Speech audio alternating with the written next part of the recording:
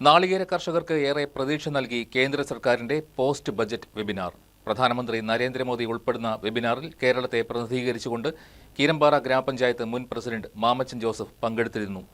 വെബിനാറിൽ അവതരിപ്പിച്ച പ്രശ്നങ്ങൾക്കെല്ലാം തന്നെ പരിഹാരം കാണുന്നതിന് സർക്കാർ ഉറപ്പു നൽകിയതായും മാമച്ചൻ ജോസഫ് പറഞ്ഞു. കേര കർഷകരുടെ ഉന്നമനത്തിനായി നാളികേര വികസന ബോർഡിന്റെ ആഭിമുഖ്യത്തിൽ പോസ്റ്റ് ബജറ്റ് വെബിനാർ സംഘടിപ്പിച്ചിരുന്നു.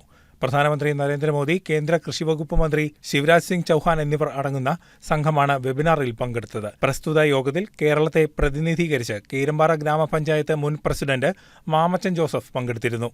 തെങ്ങിനുണ്ടാകുന്ന രോഗങ്ങൾക്ക് ശാസ്ത്രീയമായ രീതിയിൽ നാളികേര വികസന ബോർഡിന്റെ നേതൃത്വത്തിൽ പരിരക്ഷ ലഭ്യമാക്കുക, പഴയ തെങ്ങുകൾ വെട്ടിമാറ്റി പുതിയ ഹൈബ്രിഡ് ഇനങ്ങൾ റീപ്ലാന്റ് ചെയ്യുക, രോഗപ്രതിരോധശേഷി കൂടുതലുള്ള നാടൻ ഇനങ്ങൾ പ്രോത്സാഹിപ്പിക്കുക, ഇടവിള കൃഷി പ്രോത്സാഹിപ്പിക്കാൻ നിലവിൽ നാളികേര വികസന ബോർഡ് നടത്തിവരുന്ന PICCS പദ്ധതി സംസ്ഥാന വ്യാപകമായി നടപ്പിലാക്കുക, വളത്തിന് വില കുറയ്ക്കുക, തേങ്ങാ സംഭരണത്തിനായി ബ്ലോക്ക് തലത്തിൽ സൊസൈറ്റികൾ രൂപീകരിച്ച് മൂല്യവർദ്ധിത ഉൽപ്പന്നങ്ങൾ നിർമ്മിക്കുവാൻ സംവിധാനം ഒരുക്കുക, താങ്ങുവില നിശ്ചയമായും നടപ്പിലാക്കുക, വന്യമൃഗങ്ങൾ നശിപ്പിക്കുന്ന തെങ്ങിനും തേങ്ങയ്ക്കും ഉചിതമായ നഷ്ടപരിഹാരം ലഭ്യമാക്കുക തുടങ്ങിയ ആവശ്യങ്ങളാണ് വെബിനാറിൽ മുന്നോട്ട് വച്ചത്.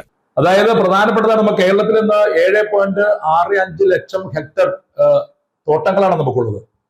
ആ തോട്ടങ്ങൾ എന്ന് പറഞ്ഞാൽ വലിയ തോട്ടങ്ങളൊക്കെ നമുക്ക് ഇല്ലാതെയായി ചെറിയ ചെറിയ തോട്ടങ്ങളാണ്. ഈ തോട്ടങ്ങളിൽ കൃഷി നടത്തുന്ന കർഷകർക്ക് പലപ്പോഴും ഇത്രയും തോട്ടങ്ങൾ ഉണ്ടെങ്കിൽ പോലും, തെങ്ങുണ്ടെങ്കിൽ പോലും നമുക്ക് അതിൻ്റെതായ വിളവുകളോ കാര്യങ്ങളോ ലഭിക്കാത്തൊരവസ്ഥയാണിന്ന്. പല കാരണങ്ങൾ കൊണ്ട്.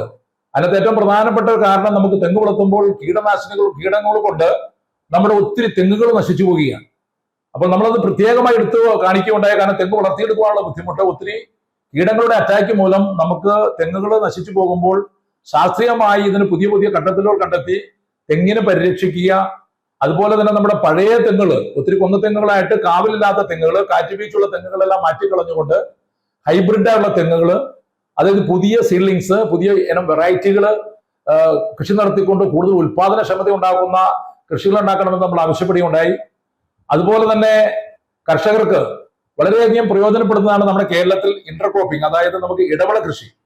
ആ ഇടവിള കൃഷിക്ക് നമുക്ക് ഒത്തിരി സാധ്യതകളുണ്ട് എന്നുള്ളത് ഇവിടെ ഒരു 2 മാസം മുമ്പ് കേന്ദ്ര കൃഷിമന്ത്രിയുടെ സെക്രട്ടറി ദിവേഷ് ചതുർവേദി ഇവിടെ വരികയും അദ്ദേഹമായി ഞങ്ങൾ സംവാദിക്കുകയും ചെയ്ത് കീരമ്പാറ ഗ്രാമപഞ്ചായത്തിൽ വളരെ കൃത്യമായി അദ്ദേഹത്തിന്റെ സന്ദർശനം മൂലം നമുക്ക് ഒത്തിരി ഉപകാരമുണ്ടായി.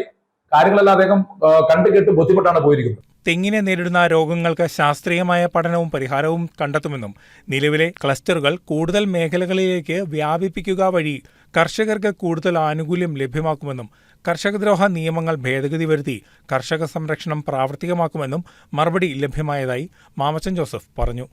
അതുപോലെ തന്നെ വന്യമൃഗ ശല്യം വളരെ രൂക്ഷമാകുന്ന കാര്യത്തെപ്പറ്റി നമ്മൾ ബോധിപ്പിക്കുകയുണ്ടായി. അപ്പോൾ അങ്ങനെയുള്ള കാര്യങ്ങളെല്ലാം വളരെ കൃത്യമായിട്ട് അവർ കേൾക്കുകയും, വെബിനാറിന് ശേഷം ചെന്നൈ IIT നടന്ന ഒരു മീറ്റിംഗിൽ ഏതാണ്ട് 10 മിനിറ്റോളം ബഹുമാനപ്പെട്ട കൃഷി വകുപ്പ് മന്ത്രിയായിട്ട് സംസാരിക്കുമെന്ന് നമുക്ക് നേരിട്ട് സമയമുണ്ടായി.